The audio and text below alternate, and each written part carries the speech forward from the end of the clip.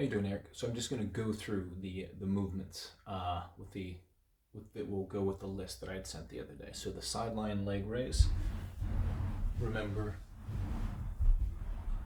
you have the top heel, the top toe to the bottom heel. So you're lifting up and going slightly behind you.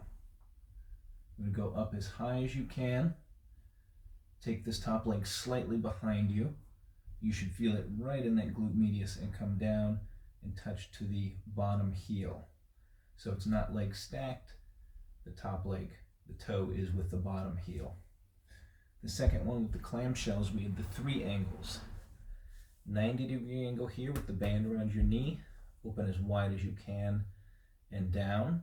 After 10 reps, take the legs to a 45-degree angle from the torso. After 10 reps, have the knees completely even as you do the clamshell. So you have the 3 angles. Even, the thighs straight, even with the torso, to a 45-degree angle, up to a 90-degree angle. And you're doing 10 clamshells in each one. And just to emphasize the negative. So you go up high, come down nice and slow and controlled, 3 to 4 seconds. The next one is the hip thrust, or the glute bridge. So we're doing bilateral, both legs, hands next to the body. Lift the hips up as high as you can, and then all the way down. Pause at the top, and then you could do these with the band around your legs as well. And that will, you'll have to push your knees out, which is going to engage your glutes more, versus if you do them with the knees together. And then all the way down. The side hip bridge, this is the one that we had removed, one of the movements we had removed, the side hip bridge. The side shuffle with the resistance band.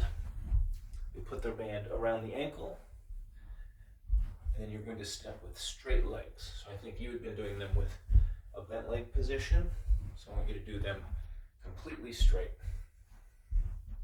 And step as far as you can with that band around the knees. Number 6 was pistol squats, which we also removed.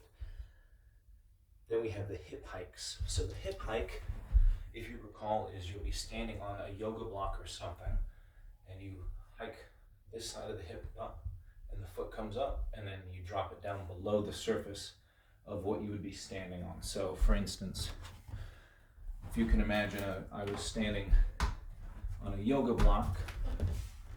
If I hike the left side of my hip, the foot comes up, and then I drop it below. Hike it above and drop it below. But the action is not in this leg or this knee. It's all through the hip. I can hike up the hip. And if you do it correctly, you'll feel it in the oblique and glute area of the side that you're hiking up. The donkey kick. So the adjustment we made with this one was, rather than being on your forearms, you're on your hands.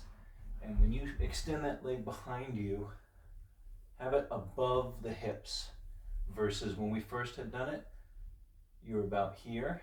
So extend it fully and have that foot above the hips, and you'll feel it really working in the glute area.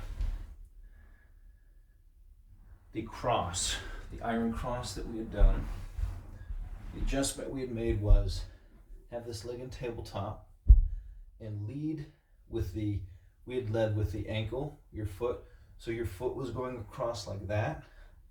We want this, the whole shin, to go as one unit going across and come back up.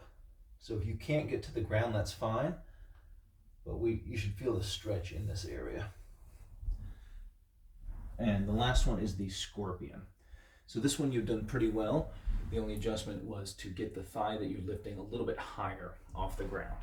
So if you're on your stomach here, let's see if you can see. So my left leg, the thigh comes up and across, and back down. And again, you will feel it right in that area of the leg you're lifting. So if I switch legs, up and across.